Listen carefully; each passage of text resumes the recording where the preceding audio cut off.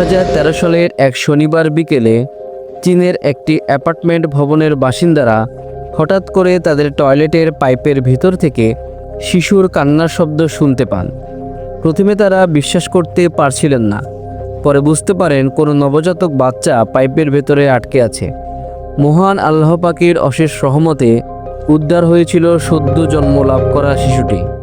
মহান সৃষ্টিকর্তার অশেষ রহমতে অলৌকিকভাবে বেঁচে ফেরার দুর্লভ মুহূর্তগুলোর কথা আজকের স্মার্ট জানার গল্প চ্যানেলে আপনাদের সামনে তুলে ধরার চেষ্টা করব। স্মার্ট জানার গল্প চ্যানেলে আপনি নতুন হলে চ্যানেলটি সাবস্ক্রাইব করুন, বেল আইকনে প্রেস করে আমাদের পাশে থাকুন। 25 মে 2013 চীনের জেজিয়াং প্রদেশের জিনহুয়া শহরে একটি ভবন থেকে বাচ্চার কান্নার শব্দ শুনতে পায় প্রতিবেশীরা। কান্নার শব্দের উৎস প্রথমে না বুঝতে পারলেও পরবর্তীতে বোঝা যায় এটি টয়লেটের পাইপলাইনের ভেতর থেকে আসছে। পাইপটি ছিল প্রায় 10 সেন্টিমিটার চওড়া এবং অনেক বাঁকানো। শিশুটির শরীর সে পাইপের মধ্যে ঢুকে আটকে ছিল। তাৎক্ষণিকভাবে স্থানীয় ফায়ার সার্ভিস ও পুলিশকে খবর দেওয়া হয়। পুলিশ ও ফায়ার সার্ভিসদের উপস্থিত বুদ্ধি ও অক্লান্ত পরিশ্রমের মাধ্যমে ধীরে ধীরে পাইপটি কেটে 2 ঘন্টার চেষ্টায় জীবিত উদ্ধার করা হয় শিশুটিকে। সাথে সাথে শিশুটিকে হাসপাতালে নিয়ে যাওয়া হয়। বিশ্বজুড়ে এই সংবাদটি তখন ব্যাপক আলোড়ন তৈরি করে। 2018 সালে 23 জুন থাইল্যান্ডের চিয়াং রাই প্রদেশের থাম লুয়াং নামক একটি গুহায় প্রবেশ করেছিল 12 জন কিশোর ফুটবলার ও তাদের কোচ। কিন্তু তারা জানতো না তাদের সামনে অপেক্ষা করছে তাদের জীবনের সবচেয়ে কঠিন দিনগুলো। গুহায় প্রবেশের কিছুক্ষণ পর হঠাৎ প্রবল বৃষ্টি শুরু হয়, যার ফলে গুহার ভিতরে পানি ঢুকে পড়ে এবং তারা গুহার ভিতরে আটকা পড়ে। তারা উঁচু স্থানে আশ্রয় নিতে প্রায় 4 কিলোমিটার পর্যন্ত ভিতরে চলে যায়। তারা বাইরের জগৎ থেকে সম্পূর্ণ বিচ্ছিন্ন হয়ে পড়ে। এদিকে তাদের পরিবার ও প্রতিবেশীরা তাদের খোঁজ করতে থাকে। একটা সময় তারা গুহার সামনে এসে দেখতে পায় সাইকেল, জুতো, ব্যাগ ও পানির বোতল।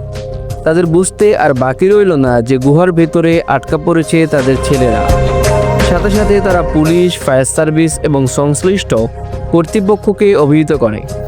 24 থেকে 25 জুন প্রথমে স্থানীয় উদ্ধারকারী টিম চেষ্টা করে, কিন্তু তারা ব্যর্থ হয়। পরবর্তীতে থাই নৌবাহিনীর সদস্যরা উদ্ধার অভিযানে অংশগ্রহণ করে, কিন্তু গুহার ভিতরে প্রবল স্রোত, কাদা ও পাথর উদ্ধার অভিযানে ব্যাপক বাধা তৈরি করে। পরবর্তীতে থাইল্যান্ড আন্তর্জাতিক সাহায্যের আহ্বান করে। তাদের এই আহ্বানে সাড়া দিয়ে ব্রিটেন, অস্ট্রেলিয়া, চীন, মার্কিন যুক্তরাষ্ট্র থেকে পৃথিবীর সেরা ক্যাব ডাইভার ও বিশেষজ্ঞরা চ্যালেঞ্জিং এই উদ্ধার অভিযানে অংশগ্রহণ করে। প্রথমে তারা গুহার ভিতরের একটি ম্যাপ তৈরি করেন। গুহার ভিতরে পানি পাম্প দিয়ে বের করার আপ্রাণ প্রচেষ্টা চালানো হয়। প্রতিনিয়ত নতুন নতুন উপায় খুঁজে বের করার চেষ্টা করা হয়। এভাবে বেশ কয়েকদিন যাওয়ার পর জুলাইয়ের 2 তারিখে সর্বপ্রথম এমন একটি সংবাদ আসে যা বিশ্বব্যাপী অপেক্ষারত কোটি কোটি মানুষের জন্য এক নতুন আশার আলো তৈরি করে।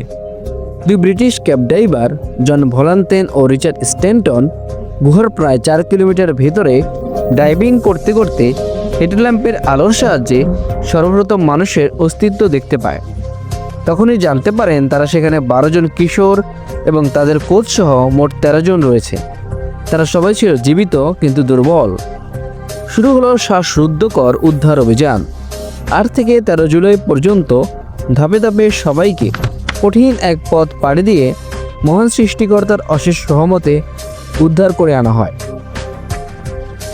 পরবর্তী ঘটনাটি সম্পর্কে জানব। 2010 সালে দক্ষিণ আমেরিকা মহাদেশের চিলিতে অবস্থিত একটি খনিতে আটকে পড়া 33 জন শ্রমিকের অলৌকিকভাবে বেঁচে ফেরার ঐতিহাসিক মুহূর্তটি।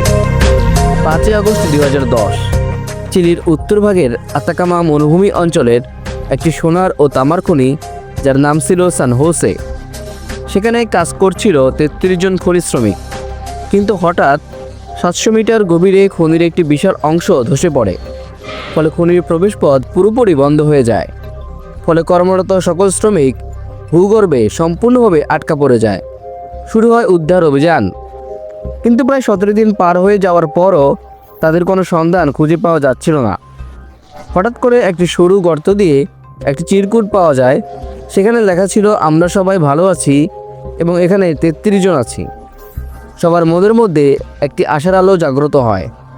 সাথে সাথে উদ্ধার অভিযান নতুন করে গতি বাড়ানো হয়। খুব সাবধানে 3টি বড় আকারের গর্ত খনন শুরু করা হয়। বিশেষ যন্ত্রে পাঠানো হয় খাবার, ওষুধ ও পানি। প্রতিদিন সরু একটি টিউব দিয়ে অক্সিজেন সরবরাহ করা হয়। এইভাবে কেটে যায় প্রায় 69 দিন।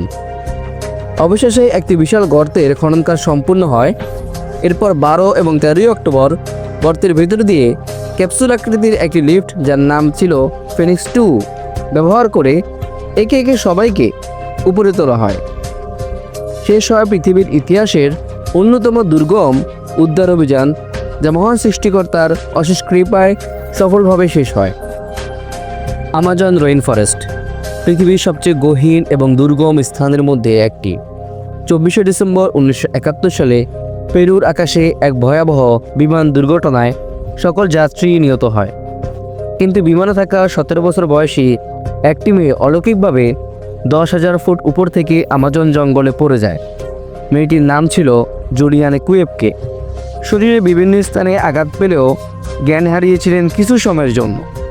জ্ঞান ফিরে পাওয়ার পর তিনি নিজেকে একটি গাছের উপরে আবিষ্কার করেন এবং উপলব্ধি করেন তার একটি হাত ভেঙে গিয়েছে। শরীরের বিভিন্ন স্থানে গুরুতরভাবে আঘাত পেলেও তিনি হার মানেননি, নিজেকে সামলে নেওয়ার চেষ্টা করেন। তার বাবা ছিলেন একজন ফরেস্ট গবেষক। মূলত বাবার কাছ থেকে প্রতিকূল পরিবেশে টিকে থাকার প্রাথমিক জ্ঞান আয়ত্ত করেছিলেন। ঝর্ণার পানি, গাছের ফল ও শিকড় খেয়ে প্রায় 11 দিন পার করেন, যা ছিল সত্যি এক বিস্ময়কর ঘটনা। লম্বা এই সময়ের পর স্থানীয় একদল আমাজনবাসী তাকে খুঁজে পান। তারা তাকে তাৎক্ষণিকভাবে স্থানীয় হাসপাতালে নিয়ে যান এবং সেখানে তার চিকিৎসা দেওয়া হয়। ধীরে ধীরে তিনি সুস্থ হয়ে ওঠেন। আমাজনের মতো এত ভয়ঙ্কর বিপজ্জনক পরিবেশে কোনো মানুষ একদিনে টিকে থাকা যেখানে কল্পনারও বাহিরে, সেখানে 11 দিন পর প্রতিকূল পরিবেশ থেকে বেঁচে ফেরা যেন মহান আল্লাহ তাআলার এক অনন্য নিদর্শন। অন্ধকার গুহা, গভীর জঙ্গল কিংবা শক্ত পাইপের ভিতরে আটকে থাকা একটি প্রাণ, যখন সব পথ বন্ধ হয়ে যায়, তখন আল্লাহ তাআলা খুলে দেন অদৃশ্য এক পথ। আল্লাহ যাকে হেফাজত করেন তাকে দুনিয়ার কোনো বিপদ গ্রাস করতে পারে না।